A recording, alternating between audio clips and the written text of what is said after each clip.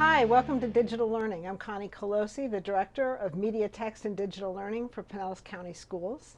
And we are here to kick off the 2021 school year with some news about our media centers. And I have with me Bronwyn McCarthy.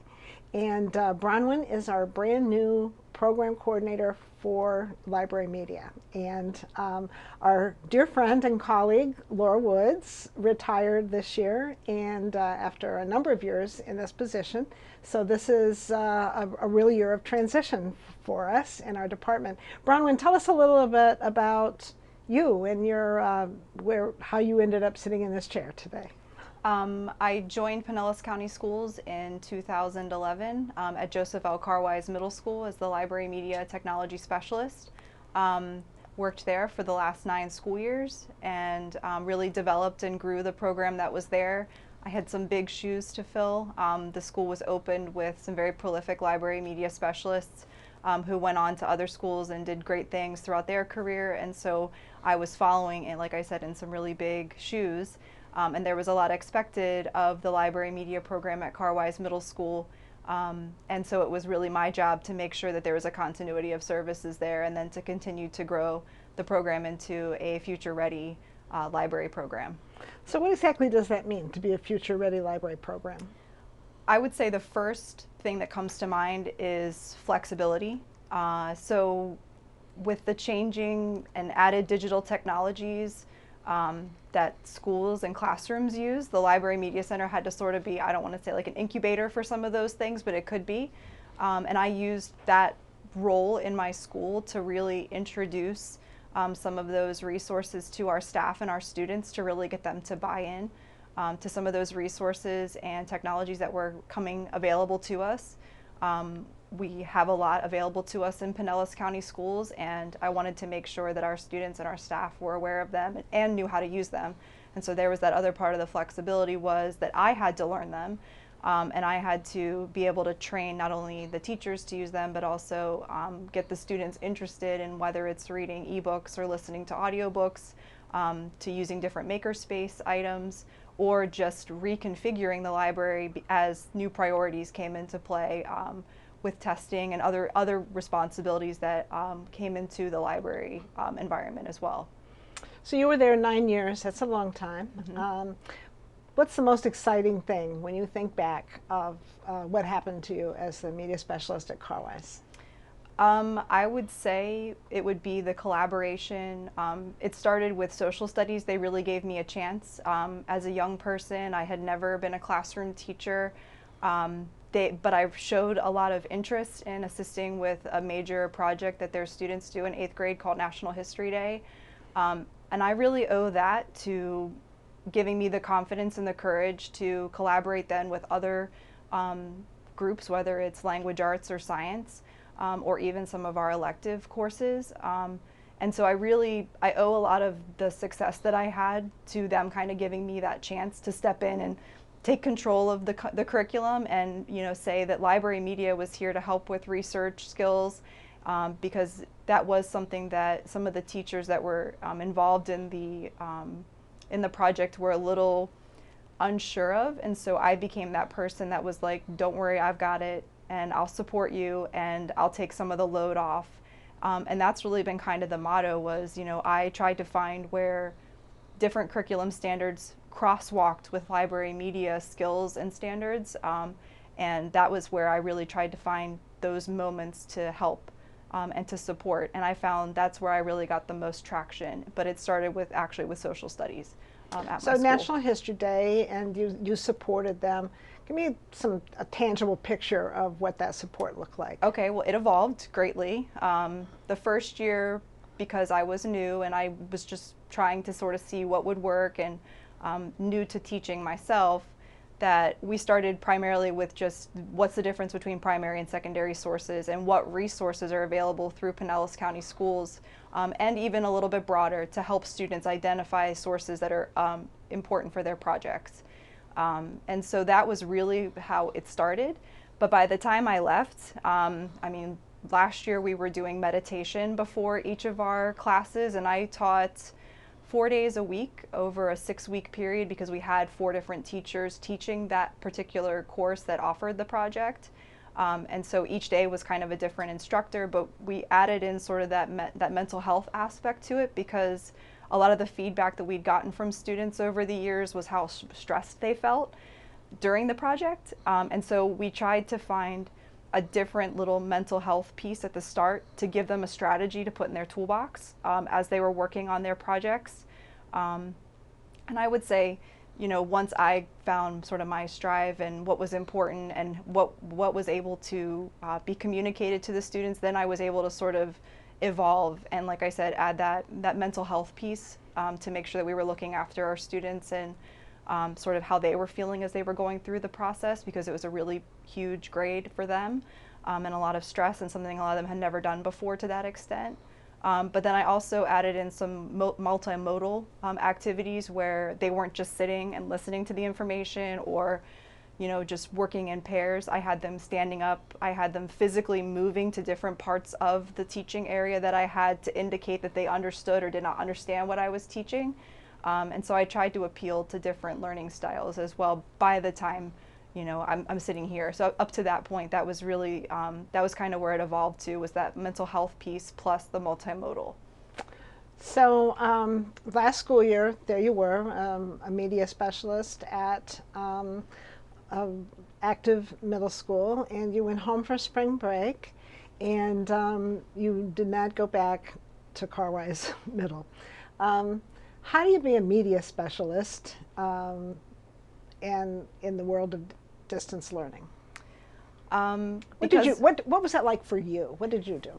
Well, I knew with the amount of uncertainty that there was, and I had really good working relationships with our administrative team, and I knew that they didn't know what they didn't know and I didn't know what they didn't know, and so I just kind of took charge and just said, this is how I'm going to help, this is where I'm going to be visible. I did have a course that I had to teach because I was in charge of the office assistant elective, which doesn't have a curriculum, and so that gave me a chance to sort of flex some of my own virtual teaching skills that I hadn't really had a chance to utilize. And so it was kind of on both fronts that I did have some students that I could kind of test some things out on because I worked closely with them during the school year when we were there face to face. And they actually helped me troubleshoot a lot of issues too, where I could say, hey guys, I need someone to be available at this time to test something for me because I knew another teacher was having an issue. And my students were happy to help my 7th and 8th graders. They thought that was kind of cool that I asked them to help, you know, solve some problems other teachers were having. Because often they would report like, my teacher needs help with something, but maybe I hadn't heard about it yet. And so I would use that as a moment also to reach out to teachers. So I not only used it as a professional person to support my staff, I had a regular presence in our Microsoft team that we had built for the school. I made my own channel for just technology questions. I also created some material that could be pushed into courses. A lot of teachers were a little hesitant to do any kind of like standing lesson. That wasn't typically the time of the year I actually did a lot of standing lessons because of it being testing season usually in the middle school. So I really use it as an opportunity just to try new things. And then, like I said, I tried to get some of my students to help with troubleshooting issues because they could see some things I couldn't see and test things out for me. And then I could better support their teachers, and then everybody's a little bit happier, a little bit less stressed as a result of the remote teaching situation. So it was really kind of two fronts. You know, I had that semi-virtual teaching experience that I was getting through the office assistant elective, but then at the same time I knew that my school needed someone just to be on like a little bit ahead of everything, and so I tried to be that person, and I tried to be as transparent as possible with any information that I had. How did it end up for your teachers and your students with the whole virtual learning last year and the support you were able to give? I would say my teachers were very disappointed to find that I was no longer going to be with them. They did come to rely on me quite heavily in that regard. They're still reaching out to me now because old habits die hard. And even some of the students that I worked with over the summer that I eventually said, you know, they were like, oh, well, we'll see you in the fall. And it's like, oh, maybe I'll come visit Carwise. And then, you know, I had to kind of explain what I meant by that. And I live in the community with the students at the school too, and so they would see me around anyways. And so some of them have been happy that they can still get that chance to see me outside of school.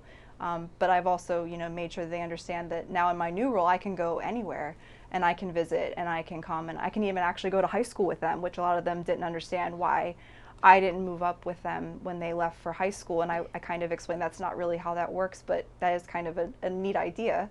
But I would say, it's just that continuity of service and that understanding that, especially when you leave at a transitional time like this, that that you are still kind of there to help people kind of cross that bridge into the next person in the position, and that way that support is there.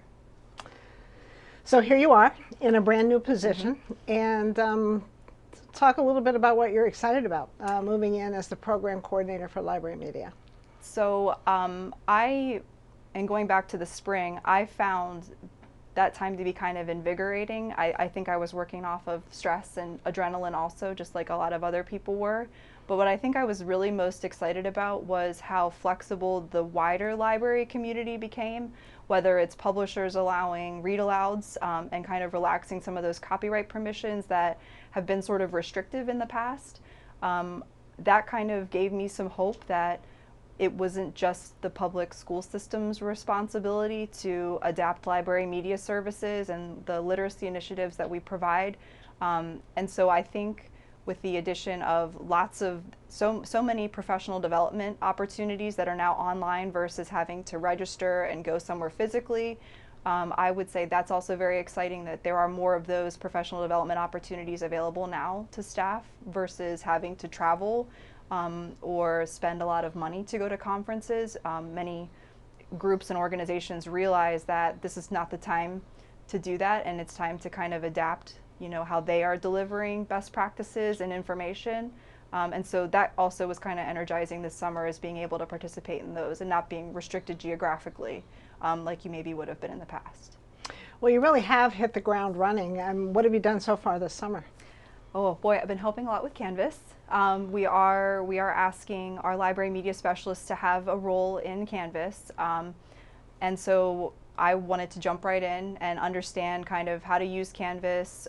From this side, I am a student currently, and I'm using Canvas as a student myself, but I couldn't see the other side of it, and so getting into that sandbox and kind of seeing where we could use Canvas not only to support our staff that are teaching virtually, but also, what kind of library media presence could be there? What are some best practices for that? What are other districts that have already been using Canvas since remote learning started in the spring? What's some of the feedback that they have that's relevant to what we need to do in Pinellas County schools? And so a lot of it's been sort of filtering that information to make sure that we're right there with our other school districts of our size and providing the services that we provide and that they're consistent. So we're going to take a quick break, but when we come back, we're going to dive in and look at some of the digital resources that are available to students who may be doing My PCS online this year. So we'll be right back. Please stay with us, and we're going to find out what is available to your children as they engage in our virtual learning process.